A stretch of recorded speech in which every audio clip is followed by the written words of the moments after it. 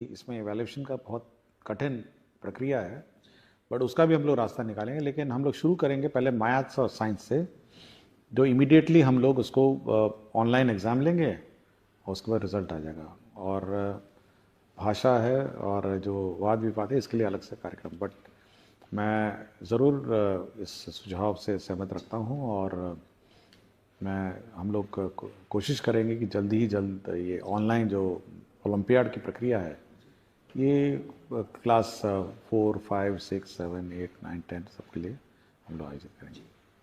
Thank you so much sir. एक बच्ची प्रिया कुमारी जो 7वीं में पढ़ती है, उत्क्रमित मध्य विद्यालय धर्मपुर नालंदा से है। इसने सवाल पूछा है सर कि स्कूल का संचालन फुल डे है, जिसके कारण यूनिफॉर्म की सफाई, स्कूल बैग, जूतों की सफाई एवं बाल और नाखून की कटाई का पर्याप्त समय नहीं मिल पाता है, जिसके कारण कभी कभी गंदा यूनिफॉर्म या नहीं सूखने के कारण गीला यूनिफॉर्म ही पहनकर स्कूल जाना पड़ता है। क्या शनिवार को स्कूल का संचालन पूर्व की बात ही हाफ डे नहीं हो सकता है? देखिए, हाफ डे का तो समस्या है क्योंकि आरटी में हमको एक सप्ताह में कितने घंटे पढ़ाने हैं ये निर्धारित है। और यदि बच्ची को ये समस्या है, ये समझता हूँ क्योंकि जब भी मैं किसी विद्यालय में जाता हूँ तो बच्चा बोलता है कि मैं पूछता हूँ कि क्यों यूनिफॉर्म नहीं बना, सर वो गीला हो गया, पीछने के लिए डाल दिया जी। तो ये समय समय पे कौन पीछने के लिए डाला है और कौन जानबूझ के यूनिफॉर्म में नहीं आया है, इसका हमेशा डाउट रहता है। तो अगर धोने का ही समस्या है, पीछने का ही समस्या है, तो हम शनिवार को कम से कम एक दिन नॉन यूनिफॉर्म डे रख सकते हैं। हेडमास्टर ये अपने स्तर पर ये डिसाइड कर सकते हैं कि शनिवार को नॉन यूनिफॉर्म डे रखें, जब बच्चे की माता या सब लोग अपना कपड़े धुलाएंगे और 2 दिन में तो सूख जाएगा, प्रेस भी हो जाएगा, और मंडे को फिर 5 दिन यूनिफॉर्म रखेंगे। एक दिन की छूट हम लोग हेडमास्टर पे छोड़ देते हैं। अच्छा जी, ठीक है ना, ताकि हेडमास्टर में डिसाइड करेंगे, क्योंकि हर चीज का हम लोग यहाँ पे अब गाइडलाइंस निर्धारण नहीं सकते हैं, तो ये इंडिपेंडेंस उसको दे देंगे, तो लिख देंगे कि भाई, लेकिन ये जरूर है कि अगर एक दिन की छूट दी है तो 5 दिन फिर यूनिफॉर्म होना चाहिए जी। तो ऐसा ना हो कि फिर ट्यूसडे कह देगा पीछने के लिए भेज दिए हैं और वेडनेसडे भी कर देगा। तो ये थोड़ा, या तो आप डिसिप्लिन 7-6 दिन रखिए या फिर आप एक दिन नॉन यूनिफॉर्म दे दें। बाकी प्राइवेट स्कूल में भी ऐसे ही है जी, एक दिन वो टी शर्ट पहन के आते हैं और अन्य ड्रेस पहन के आते हैं, तो हम लोग भी कर सकते हैं जी। एक सुरभि सिंह है, इनका सवाल है, क्या केंद्रीय विद्यालय और निजी विद्यालयों की तरह बिहार के सरकारी विद्यालयों में भी दिसंबर जनवरी महीने में बच्चों और शिक्षकों को ठंड की छुट्टी दी जाएगी? देखिए, इस बार हम लोग समर वेकेशन का टाइम निर्धारित कर देंगे और बिल्कुल स्पष्ट डेट से, मतलब इस तारीख से इस तारीख तक हम लोग दिसंबर में निर्धारित कर देंगे, ताकि सभी जो भी टीचर हैं अपना समर वेकेशन प्लान कर सकें पूर्व से। उस दिन उस पीरियड में कोई क्लासेस नहीं चलेंगी जैसे पूर्व में चलती थी, और पूरी छुट्टी रहेगी उस समर वेकेशन में। टीचर अपना जाएं, घूमें, जहाँ जाना जाएं। बहुत सारे टीचर्स अन्य राज्यों से भी आए हुए हैं, तो अपने घर जाएंगे। और समर वेकेशन के पूर्व केवल इतना ही हम लोग टीचरों से अनुरोध करेंगे कि समर वेकेशन में आप बच्चों को होमवर्क देंगे, समर होमवर्क देंगे और प्रोजेक्ट वर्क देंगे। जैसे प्राइवेट स्कूल में होता है ना कि आप एल्बम बना के लाइए, अपने गांव में कौन कौन पत्ते हैं, कौन कौन फूल हैं, या कौन कौन जानवर के चित्र हैं, तो एक कुछ होमवर्क जो है वो आप समर वेकेशन में देंगे, लेकिन क्लासेस नहीं होंगी जी। तो ये बिल्कुल हम लोग इस बार दिसंबर में ही पूरे साल का कैलेंडर निकालें।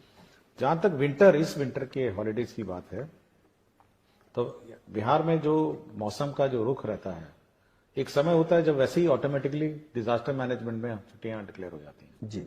और ये शक्तियां हम लोगों ने डीएम को दी हुई है कि डीएम अपने आप छुट्टी जब अधिक ठंड हो जाती है डिक्लेयर कर दीजिए, तो विंटर वेकेशन वैसी हो जाती है जी। तो समर हम लोग फिक्स कर देंगे और वो भी हम लोग इस बार टाइमिंग देख लेंगे कि कब अधिक गर्मी है, कब है, क्या है, और उसी अनुसार लास्ट ईयर का जो टेम्परेचर ट्रेंड रहा है उसी के अनुसार उसको मैच करके हम लोग समर वेकेशन देंगे। और विंटर तो ऑब्वियसली पता ही है कि कब ठंड होती है जी, और डीएम लोग ऑथराइज है। Thank you sir. एक बीपीएससी की टीआरई 1 की शिक्षिका है ऋतु राज, प्राथमिक विद्यालय 5 गाछी टेढ़ागाछ किशनगंज से।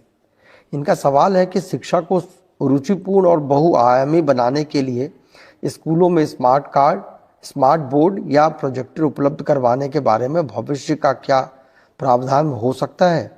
एनिमेटेड पाठों का समावेश छात्रों का ध्यान आकर्षित करती है, जिससे गतिशील शिक्षण वातावरण बनता है और सीखना दिलचस्प और बहुआयामी होता है। देखिए, हम लोगों ने बिल्कुल किसी टीचर को रोका नहीं है। आप 42 इंच का टीवी खरीद लीजिए और अपना क्लास चलाइए जी। और जो सरकार जो शिक्षा का कोष उनका है, जो राशि है विकास मत है, आप खरीद लीजिए, मना नहीं किया। बाजार में अपना लोकल में जाइए, टीवी खरीद लीजिए, यूएसबी पेन ड्राइव लगाइए, काम क्लास चला लीजिए। तो ये हम लोगों ने किसी को नहीं रोका। तो जिसको जहां जगह मिले, टीवी लगाना हो, प्रोजेक्टर खरीदना, अपना खरीद लेना।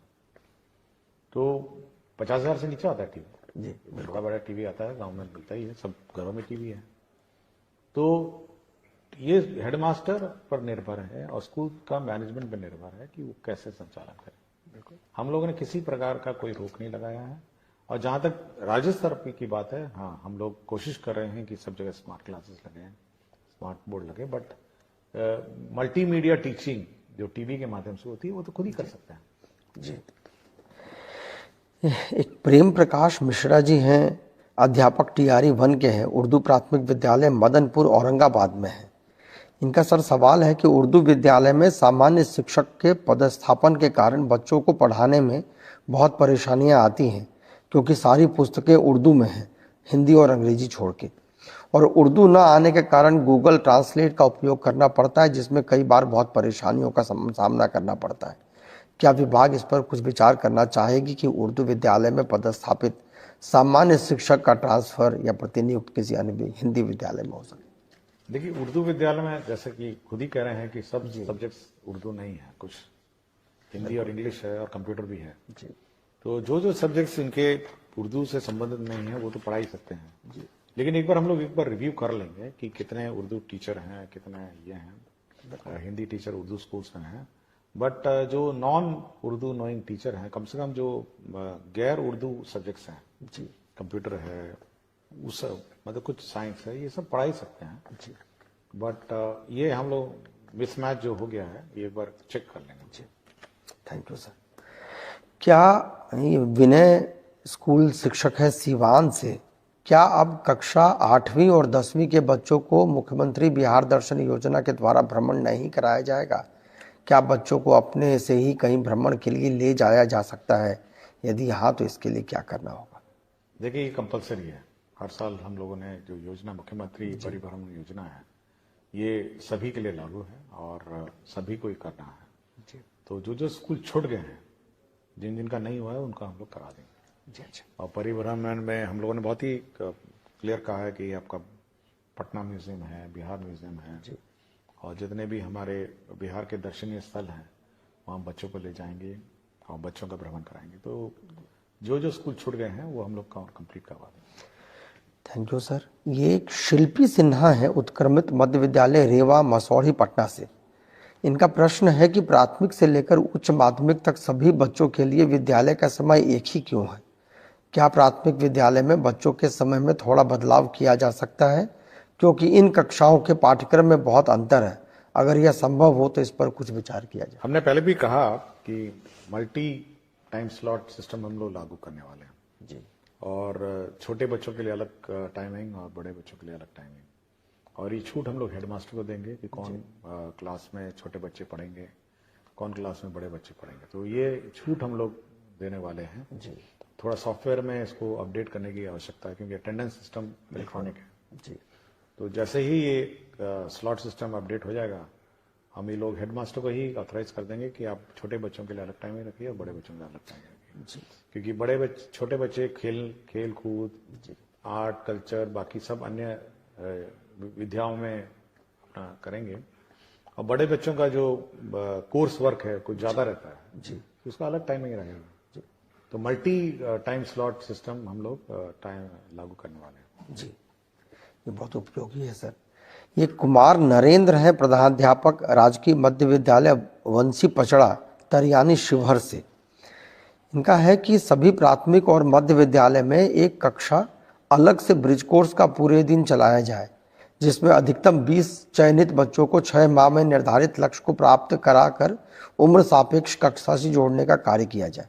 यह कार्य उच्चतम कक्षा से करते हुए क्रमशः नीचे की कक्षा तक लाया जा सकता है और पूरे साल यह कार्य किया जाए, क्योंकि कई कारण से कुछ बच्चे पढ़ाई में सामान्य रूप से प्रगति नहीं कर पाते हैं और सामान्य कक्षा में उन पर व्यक्तिगत ध्यान देना शिक्षकों के लिए संभव नहीं हो पाता है। इस संबंध में विभाग की क्या योजना है? इसमें हम लोगों ने मिशन दक्ष चलाया और करीब 8 महीने इसको हम लोगों ने चलाया और अब देखोगे टाइम टेबल में लास्ट टाइम मिशन दक्ष का भी टाइम स्लॉट था, लेकिन ना ही बच्चों ने रुचि लिया ना टीचर ने रुचि लिया जी। और क्योंकि जब सारे बच्चे चले जाते हैं बच्चे रुकते नहीं, तो इसलिए मिशन दक्ष जो है उस टाइम स्लॉट में चलाने। और इस बार जो टाइम टेबल जो हम लोगों ने इशू किया है उसमें मिशन दक्ष का टाइम टेबल नहीं है। उसमें अब देखेंगे कि 3-15 के बाद रेगुलर क्लास ही है, बट मिशन दक्ष के लिए अलग क्लास नहीं है। हम लोगों ने ये कहा कि जो कमजोर बच्चे हैं वो हर क्लास के प्रथम 2 रो में बैठेंगे, first row and second row. बाकी जो सामान्य स्टैंडर्ड के बच्चे हैं वो पीछे बैठेंगे, ताकि जो टीचर है वो उस पर नजर रखेगी कि सामने वाले 2 रो में बच्चे पढ़ रहे हैं नहीं पढ़ रहे। क्योंकि मैं जब भी इंस्पेक्शन में जाता हूं जी तो देखता हूं सबसे कमजोर बच्चा सबसे पीछे बैठा रहता है, बिल्कुल, और सबसे चालाक बच्चा सबसे आगे बैठा रहता है, और पीछे जो बैठा रहता है वो दूसरी दुनिया में खोया रहता है। उसकी ना किताब रहती है, ना बैग रहता है, ना यूनिफॉर्म रहता है। ऐसा लगता है जैसे जबरदस्ती वो स्कूल में बैठा है जी। तो हम लोग ने कहा इस प्रकार के बच्चों का प्रथम बेंच पे और सेकंड बेंच पे बैठिए। और प्रथम बेंच और सेकंड बेंच में आजकल देखेंगे ना बहुत स्मार्ट और इंटेलिजेंट स्टूडेंट बैठते हैं, बिल्कुल, और बिल्कुल ध्यान देते हैं, बिल्कुल कॉपी वॉपी सब ठीक रहता है, यूनिफॉर्म। ये पीछे बैठे जी। और ये कमजोर बच्चे आगे बैठे, ताकि कमजोर बच्चे अच्छे बच्चों से सीखे पहले तो, और टीचर की नजर रहेगी। तो पहले तो ये है। दूसरा हम लोग ये व्यवस्था भी करने जा रहे हैं, जो हमारे स्कूल्स हैं ये 4-4:30 बजे खाली हो जाते हैं, 5 बजे तक तो स्कूल लॉक हो जाता है। और ये बहुत इंपॉर्टेंट एसेट है, मतलब ये शिक्षक जगत में बहुत इंपॉर्टेंट एसेट है एजुकेशन सिस्टम में। तो हम लोग चाहेंगे जो ग्रामीण क्षेत्र में जो लड़के हैं, जो पढ़े लिखे लड़के हैं, वो कुछ एक्स्ट्रा क्लासेस अगर ऑफ टाइम में ले सकें, और तो हम लोग इन बिल्डिंग्स को और इन क्लासरूम्स को उपलब्ध कराएंगे। और ये जो कमजोर बच्चे हैं, देखे होंगे गाँव में कमजोर बच्चे हैं, वो उसको पढ़ाने का कोशिश करेंगे। 5 बजे रात को, 6 बजे रात को, 7 बजे रात को हम लोग बिजली इन्वर्टर की व्यवस्था करेंगे।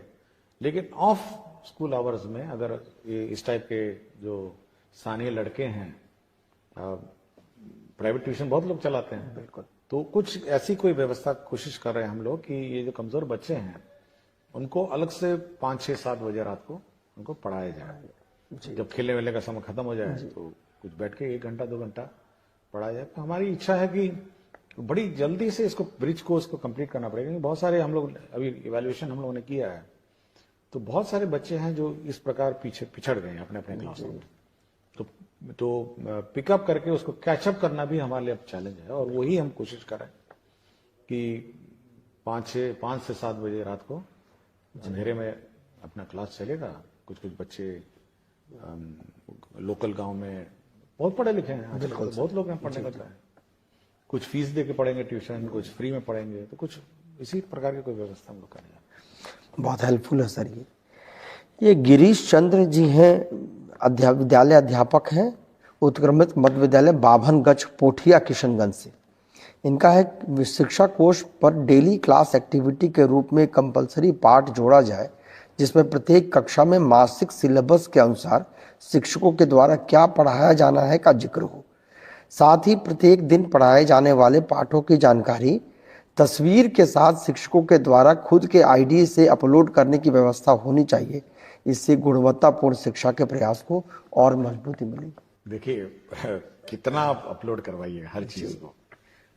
देखिए हम हमेशा चाहते हैं कि शिक्षक जो है मोटिवेटेड और अपनी स्वेच्छा से इंडिपेंडेंट। जितना आप कहिएगा कि इधर जा रहे हैं तो वो भी अपलोड करिए, उधर जा रहे हैं अपलोड करिए, ये भी करिए तो अपलोड करिए, तो भाई ये तो आपको लोकल स्थानीय व्यवस्था है और हेडमास्टर और टीचर की कमेटी का व्यवस्था है।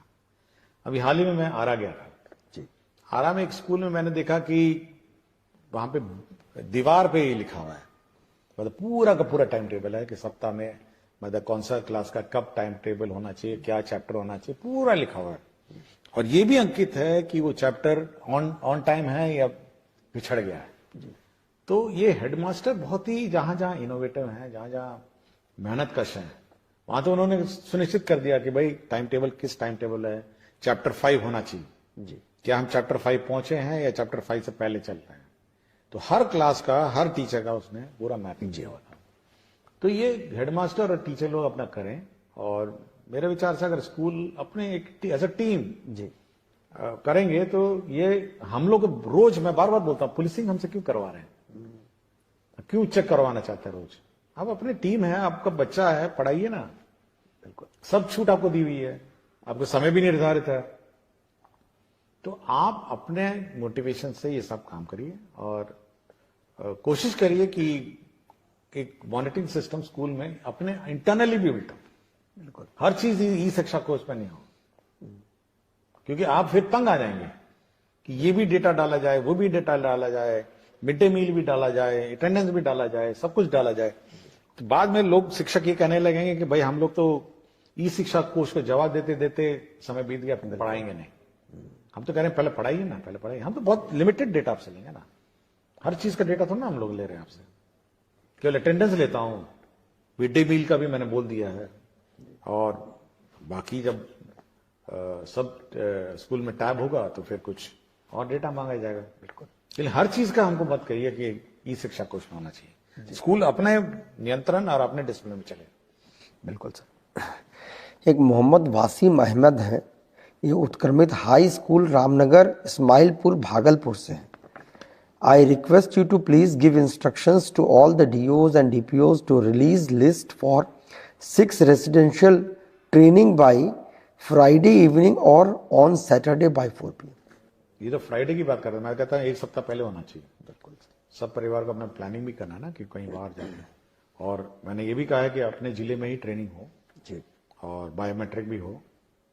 तो मैं चाह रहा हूँ, मैं कोशिश में हूँ कि सभी जो ट्रेनिंग है उनके अपने जिले में होंगी, और एक सप्ताह पहले कम से कम एडवांस सूचना होनी चाहिए। बहुत अच्छा।